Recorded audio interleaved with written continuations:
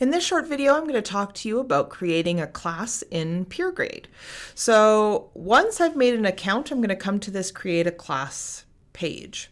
And I just type in the name of my class. Now I could just type in, I'll do this for a graphic design class. So I'm going to type that in and click on create new class.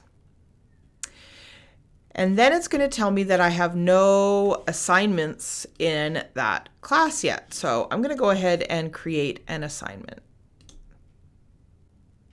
So with the assignment information, I'm going to pick a title for my assignment. So this is going to be an assignment about posters, let's say.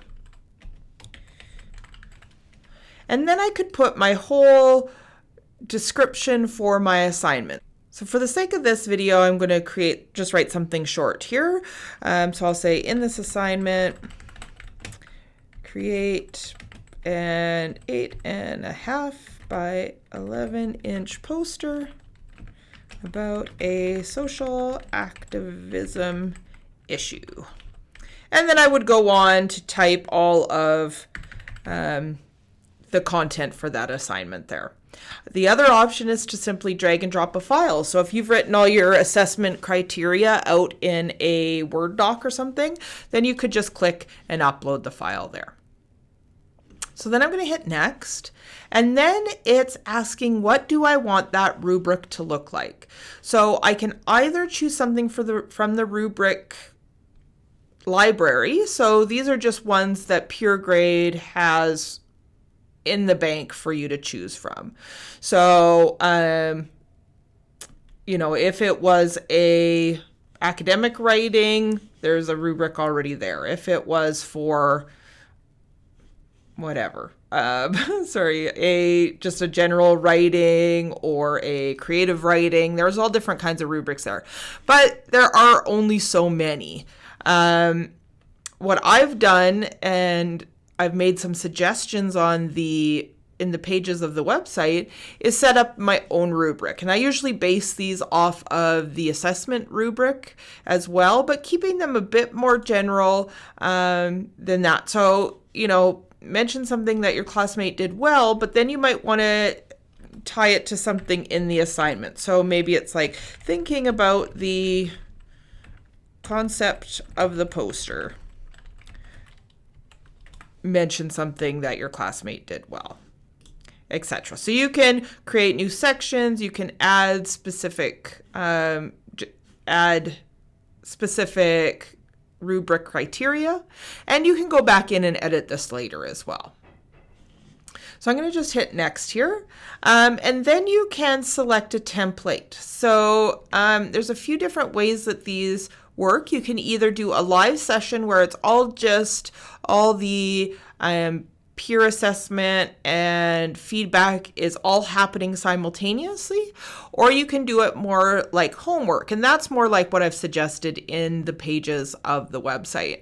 So for example, you would have a deadline for the first draft of the poster, you would let the peer review happen and the responding to the peer review happen, and then they would have time to review that feedback and apply it to their assignment for final submission.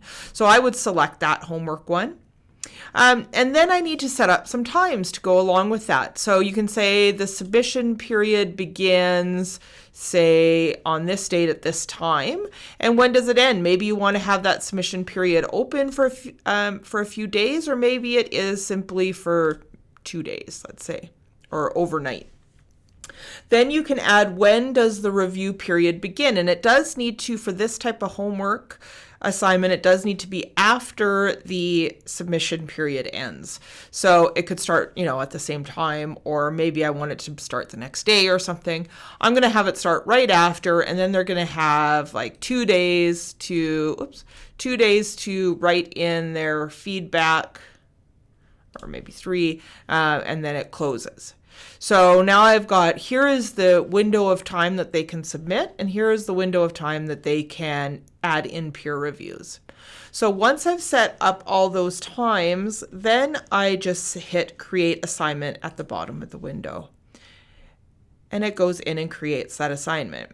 So I can see all of this information here, all my periods of time.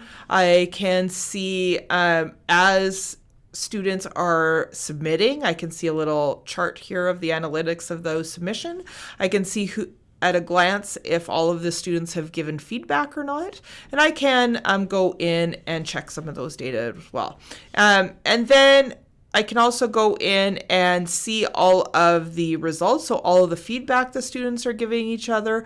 I can look at those by submissions or by reviewers or by the rubric points. And I can go back into the rubric tab here at the top and edit any of those questions still before it goes live.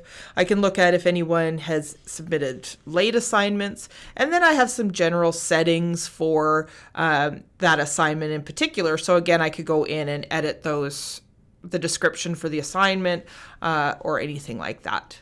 Okay, so that's a very brief overview of setting up a class and an assignment in Peergrade.